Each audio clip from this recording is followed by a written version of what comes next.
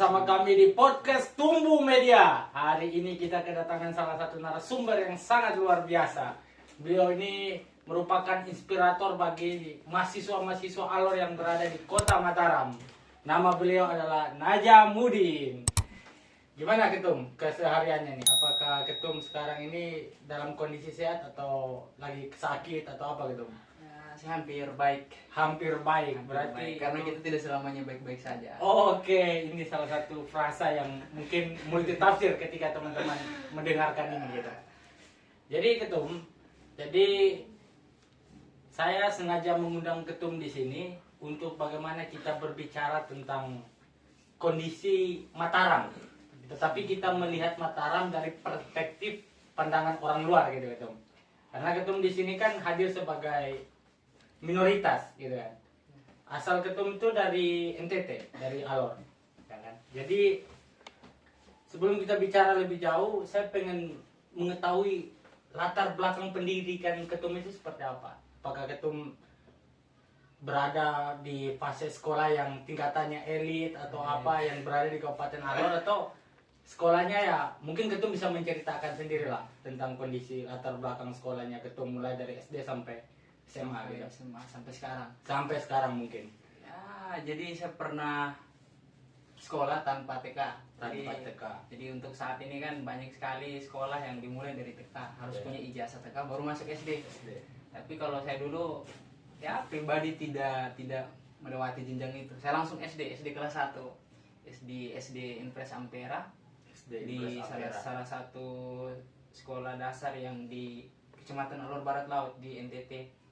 Kemudian saya lanjut lagi di SMP Negeri 1 Kalabahi. SMP Negeri 1. Ya, itu salah satu SMP favorit lah di SMP favorit. Pernah di- masuk ke sekolah favorit Ya. juga gitu ya.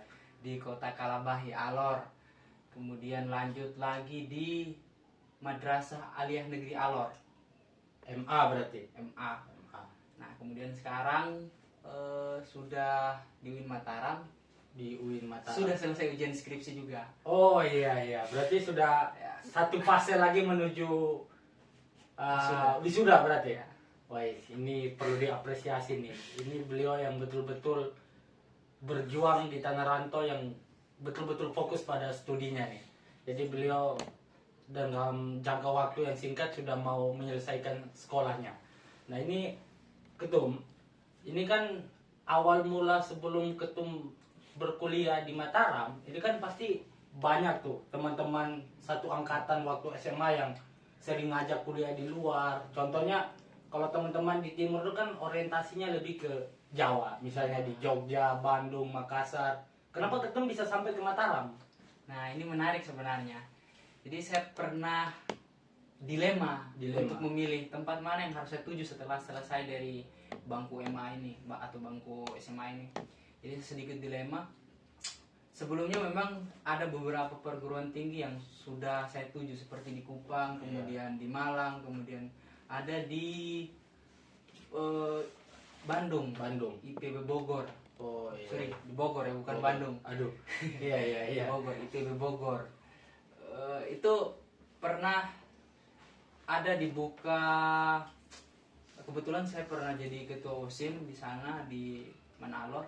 Saya pernah coba untuk ikut jalur ketua OSIS di IPB Bogor, tapi bukan rezeki. Bukan rezeki. Ya, bukan rezeki. Akhirnya saya lanjut ke ikut jalur SBMPTN di Kupang. Cuman masalahnya terjadi dilema juga, ini lulus atau tidak. Tapi karena memang orientasi saya berpikir bahwa setelah selesai kuliah saya mau ngapain. Walaupun pada saat itu masih MA, cuman saya sudah berpikir bahwa selesai kuliah nanti saya ngapain. Akhirnya saya memilih bagaimana caranya saya cari jurusan yang benar-benar itu minatnya kecil tapi potensi kerja kedepannya itu besar. Makanya saya ambil jurusan ilmu falak atau astronomi Islam. Astronomi Islam. Setelah saya cari tahu tentang jurusan ini, ternyata jurusan ini hanya ada beberapa di Indonesia dan salah satunya di Kota Mataram, di UIN Mataram, jurusan ilmu falak. Usut demi usut akhirnya saya coba-coba untuk daftarkan diri. Belum mendengar pengumuman kelulusan di Kupang, saya berangkat langsung ke Mataram. Sampai di Mataram, setelah tes ternyata pengumuman lulus di Kupang. Tapi karena memang melihat kondisi Mataram, akhirnya ya walaupun sudah lulus di Kupang, lulus jurusan ilmu hukum, tapi saya lebih memilih di Mataram.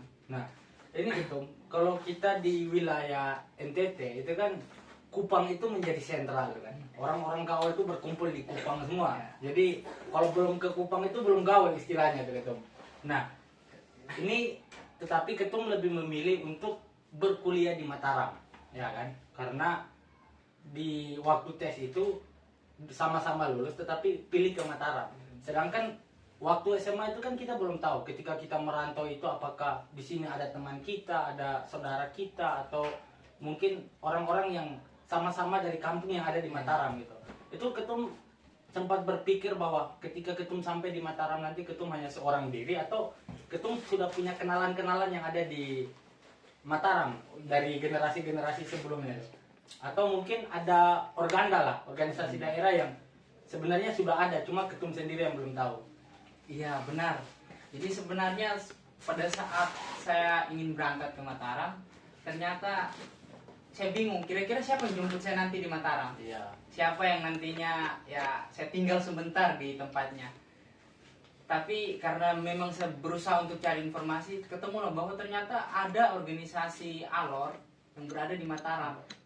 Dan organisasi itu justru mendukung siapa saja yang akan melanjutkan pendidikannya di Kota Mataram. Oh, iya.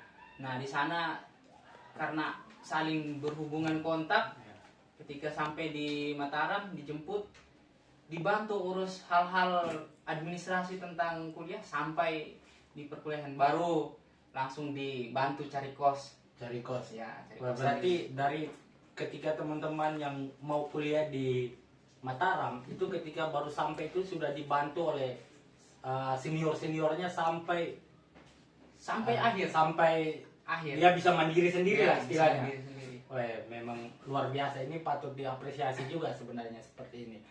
Nah, hal yang menarik tuh gini gitu. Ini kan kita berada di bentuk geografis yang berbeda, wilayah yang berbeda. Di NTT sama di NTB gitu. Pasti ada hal-hal baru yang Ketum merasakan di Mataram, tetapi yang tidak ada di Alor lebih khususnya gitu kan. Nah, ini menjadi satu hal yang menarik. Contohnya seperti saya, pertama kali yang saya lihat itu, ternyata di Mataram ini punya lampu merah, sedangkan di Alor itu tidak punya lampu merah. Gitu kan. Kalau Ketum, hal menarik pertama kali yang ditemukan di Mataram itu seperti apa Ketum? Hal menarik. Jadi pertama kali saya datang tuh yang pertama kali saya dengar itu dibilang Mataram itu kota seribu masjid. Sebenarnya dari Lombok itu pulau seribu masjid, tapi diidentikan dengan kota Mataram. Kemudian juga satu hal yang belum pernah saya temukan di Alor, melihat kuda Cidomo. Oh iya. Pertama kali di Mataram baru saya bisa melihat kuda.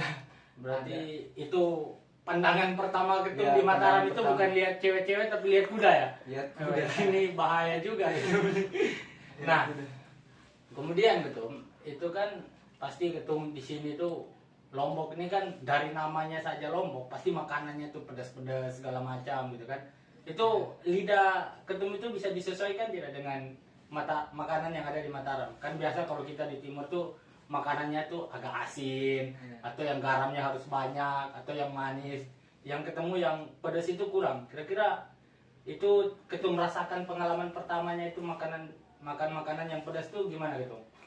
Ya, saya sampai sekarang ini sejujurnya belum bisa makan makanan yang pedas. Mungkin karena faktor keluarga, tapi saya rasa banyak sekali orang-orang NTT terusnya dari Alor yang ketika datang ke Mataram untuk makanan pedas itu ya sulit lah Ya.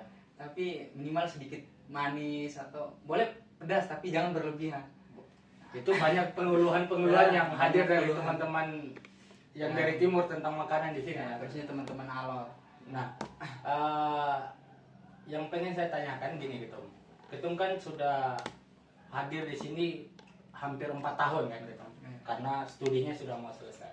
Kira-kira Ketum melihat kondisi Mataram itu seperti apa? Apakah di Mataram ini bisa membantu untuk menopang keberlangsungan pendidikan kita, atau sistem pendidikan yang ada di Mataram itu seperti apa gitu?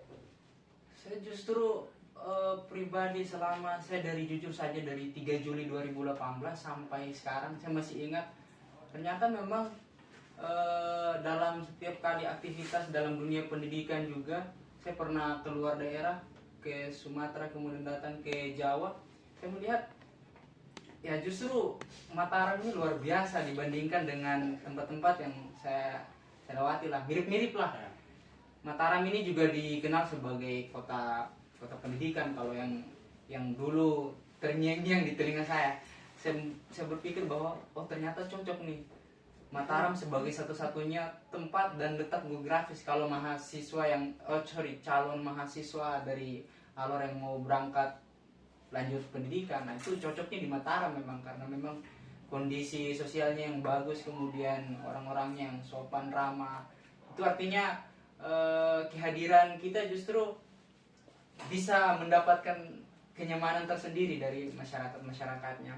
Berarti secara dampak sosial, Mataram ini bisa dikategorikan sebagai kota favorit untuk teman-teman yang belum tahu sebenarnya Mataram ini secara pendidikannya itu mampu memberikan wejangan yang sangat luar biasa, baik itu untuk meningkatkan potensi dan segala macam.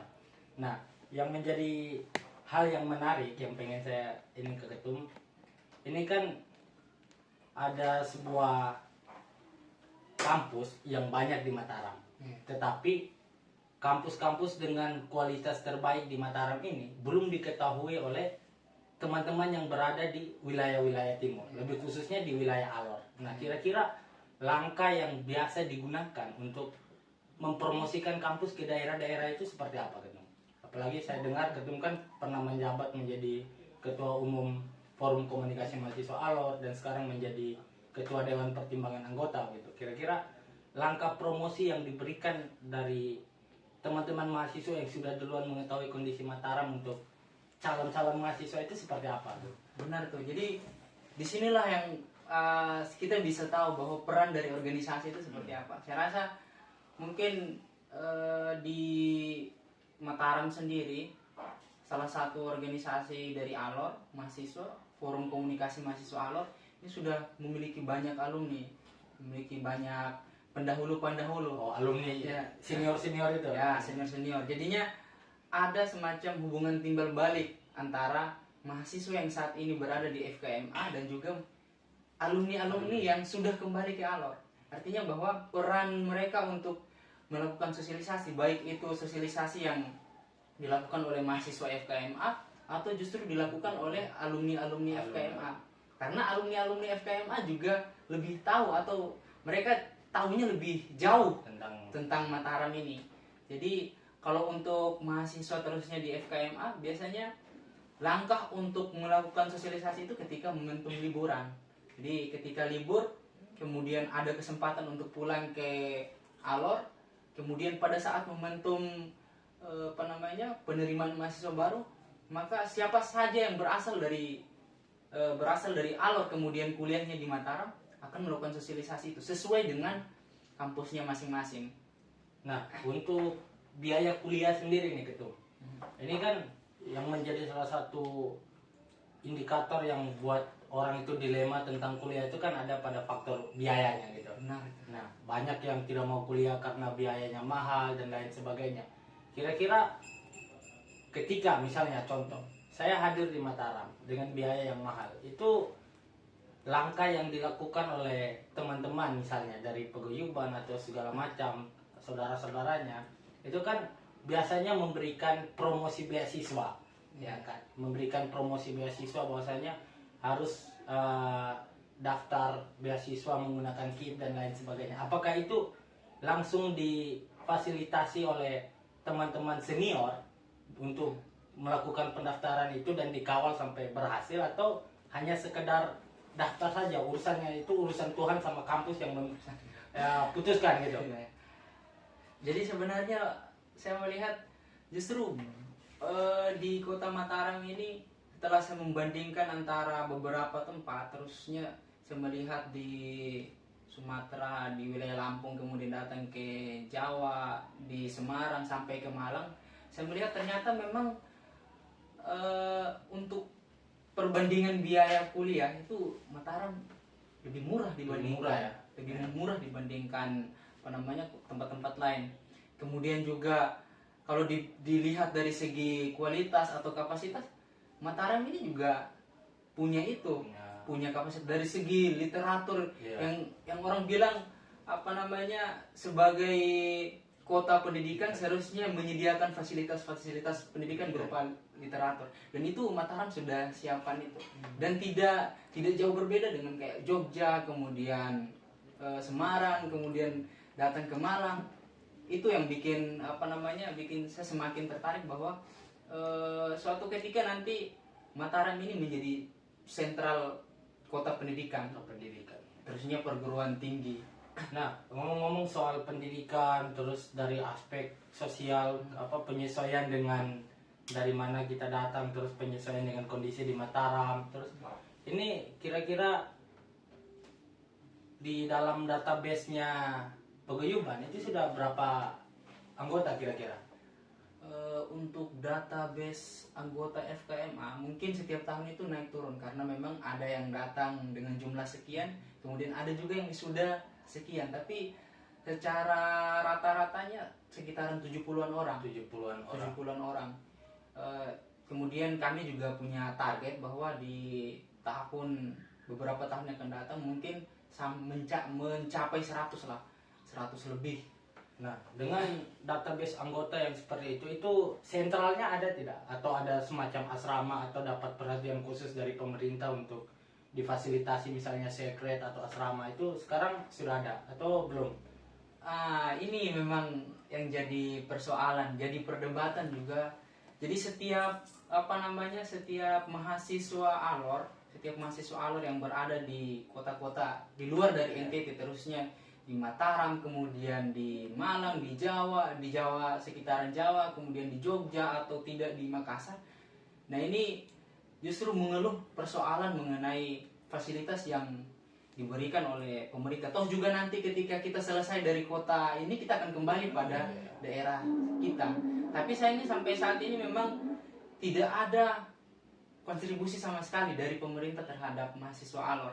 Cukup yang dibangun selama ini oleh mahasiswa alor itu adalah kedekatan emosional, bahwa kita sama-sama dari alor, kita sama-sama memiliki tujuan yang sama, yakni sama-sama berpendidikan, sama-sama akan kembali untuk mengabdi kepada masyarakat alor.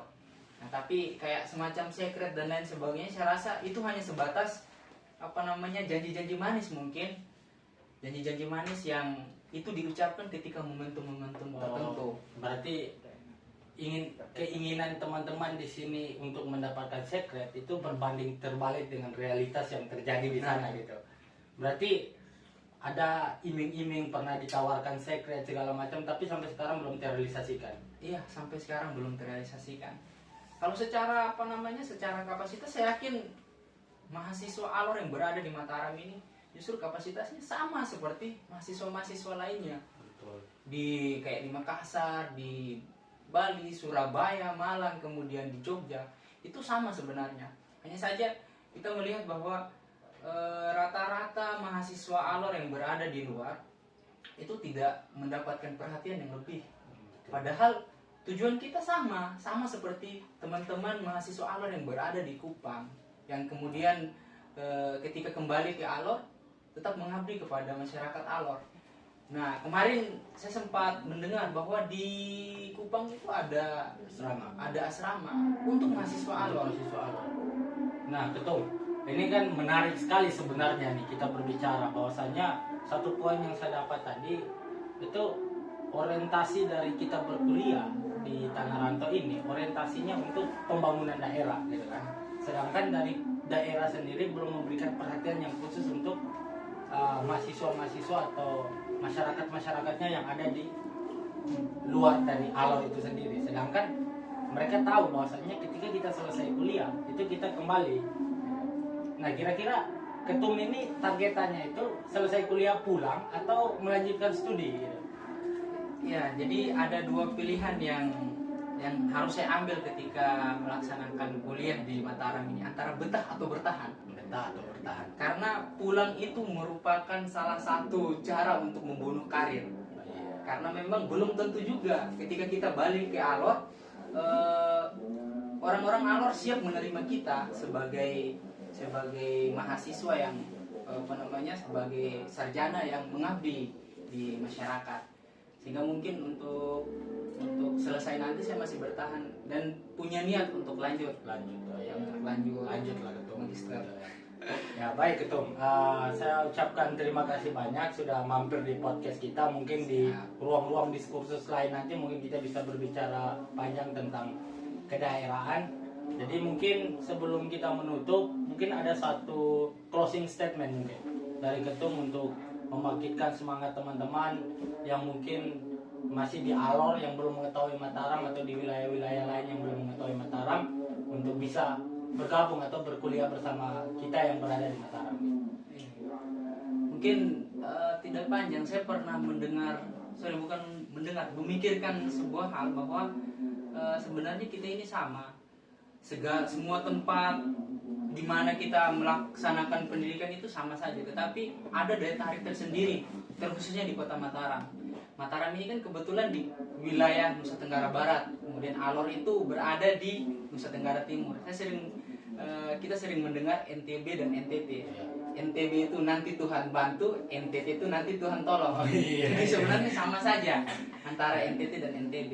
Tapi ada ciri khas tersendiri bahwa setelah saya menelaah lebih jauh, Mataram ini menarik dijadikan sebagai salah satu tempat kita melanjutkan pendidikan, terkhususnya perguruan tinggi.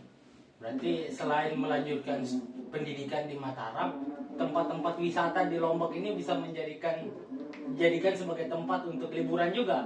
Jadi daripada waktu liburan 1 bulan kita pulang kampung, mending kita pakai explore Lombok ini kan gitu. Ya, benar. Karena wisatanya luar biasa sekali di Lombok ini. Nah baik, terima kasih saya ucapkan sekali lagi kepada Ketum Najam yang telah mampir di podcast kami. Semoga sehat-sehat selalu, tetap berjuang untuk mengawal perjuangan-perjuangan teman-teman yang ada dari daerah di Mataram ini. Sukses selalu untuk pendidikannya. Semoga cepat wisuda. Targetannya itu harus ada di Ketum. Nah mungkin itu saja podcast kita hari ini bersama Ketum Najam. Kurang dan lebihnya mohon maaf. Assalamualaikum warahmatullahi wabarakatuh.